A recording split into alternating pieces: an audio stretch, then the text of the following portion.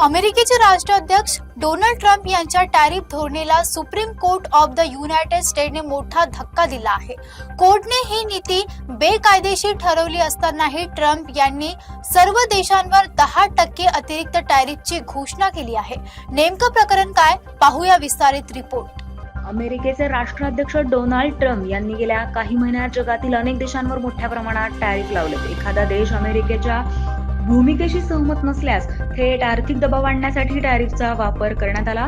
इराणसोबत वाढलेल्या तणावानंतर इराणसोबत व्यापार करणाऱ्या देशांवर 25% टॅरिफ लावण्याचे आदेशही ट्रम्प यांनी दिले.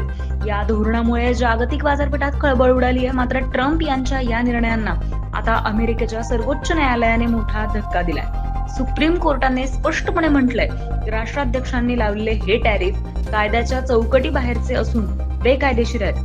कोर्टाच्या या निर्णयानंतर ट्रम्प यांनी पलटवार करत जगातील सर्व देशांवर 10% अतिरिक्त टॅरिफ लावण्याची घोषणा केली आहे. भारतावरही याचा मोठा परिणाम झालाय. रशियाकडून तेल खरेदी केल्याच्या कारणावरून भारतावर सुरुवातीला 50% टॅरिफ लावण्यात आल्याचं सांगितलं जात आहे. या निर्णयामुळे आंतरराष्ट्रीय व्यापार, जागतिक अर्थव्यवस्था आणि भारत अमेरिका संबंधांवर काय परिणाम होणार याकडे आता संपूर्ण जगाचं लक्ष लागलंय.